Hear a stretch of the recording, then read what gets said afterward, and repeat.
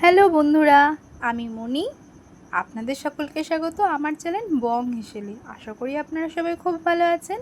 আজকে আপনাদের একটি গ্রাম বাংলার ঐতিহ্যবাহী পাতুরি রেসিপি শেয়ার করব। চিংড়ি মাছ দিয়ে পুঁই পাতার পাতুরি। সবার প্রথমে আমি এখানে পুঁই পাতাগুলোকে বেছে নিয়েছি। বেছে ধুয়ে দেখুন ঝিরিঝিরি করে কেটে নিয়েছি।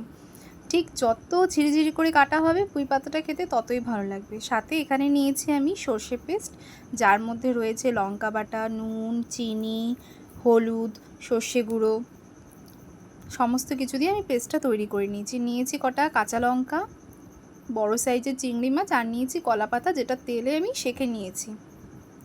এবার একটি বাউলের মধ্যে ঝিরিঝিরি করে কুচানো পুঁই পাতাটা দিয়ে দেবো, তার উপরই সর্ষের পেস্টটা দিয়ে দেবো, আর দেব চিংড়ি মাছটা, সাথে কাঁচা লঙ্কা, নুন, আর দেবো পরিমাণ মতন বেশ কিছুটা সর্ষের তেল। এবার ভালো করে মেখে নিতে হবে, যাতে পুঁই পাতার সাথে সর্ষের পেস্টটা খুব ভালোভাবে মেখে যায়। এখানে একটু খেয়াল রাখতে হবে যে আমরা যখন মাখবো, মাখার পরে কিন্তু পুঁই পাতা থেকে যথেষ্ট পরিমাণে কিন্তু জলটা ছাড়বে, সুতরাং এর মধ্যে এক্সট্রা কোনো জল কিন্তু ব্যবহার করা যাবে না।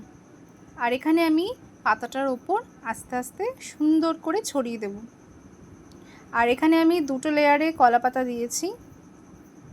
চিংড়ি মাছের সাথে পুঁই পাতার পেস্টটি খুব ভালো করে ছড়িয়ে দেওয়ার পরে আমি ওপর দিয়ে দুটো কাঁচা লঙ্কা দিয়েছি। আর এখানে আমি একটি লোহার কড়াই ব্যবহার করছি। আর সুন্দর করে কড়াইয়ের মধ্যে আস্তে করে রেখে দিয়ে একটা ছোট্ট কলা পাতা দিয়ে আমি ওপরটা ঢেকে দেব। আর একটি ছোট্ট প্লেট দিয়ে ঢেকে দেব। এবার এটাকে আমি সেমি আঁচে করেই কিন্তু জাল দেব। যখন আমার এক পিঠ হয়ে আসবে, দেখুন আমার এখানে এক পিঠ হয়ে এসেছে, কোনো প্রকার জল কিন্তু এখানে বেরোয়নি। এবার আমি গ্যাসটা অফ করে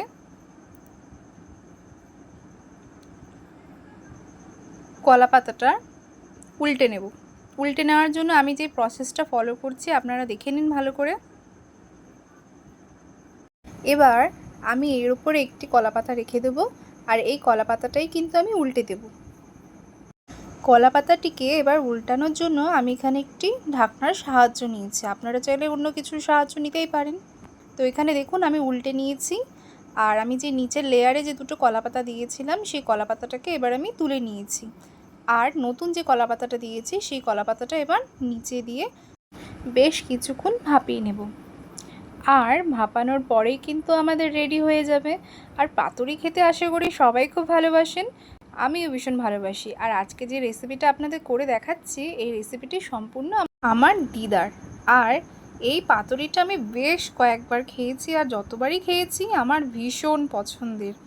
তাই ভাবলাম আজকে আপনাদের সাথেও শেয়ার করি। আপনারা যারা যারা এই পাতুরি বানাননি, আপনারা চটপট আমার ভিডিওটি দেখে বাড়িতে একবার বানিয়ে আমাকে অবশ্যই কমেন্ট করে জানাবেন যে খেতে ঠিক কেমন হয়েছে।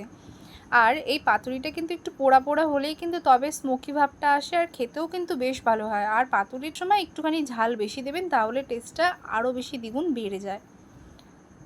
তো ব্যাস, আমার এখানে দেখতেই পাচ্ছেন পাতুরি পুরোপুরি রেডি। দেখে নিন আমার পাতুরিটা কতটা সুন্দর হয়েছে। আমার চ্যানেলটিকে একটি লাইক, একটি কমেন্ট, সাবস্ক্রাইব করে পাশে থাকবেন। আপনাদের যদি আমার ভিডিওটি খুব ভালো লেগে থাকে, তাহলে আমার চ্যানেলে থাকা অন্যান্য ভিডিওগুলোও কিন্তু আপনারা দেখে নিতে পারেন। আজ আসি, আবারও আসবে একটি নতুন ভিডিও নিয়ে।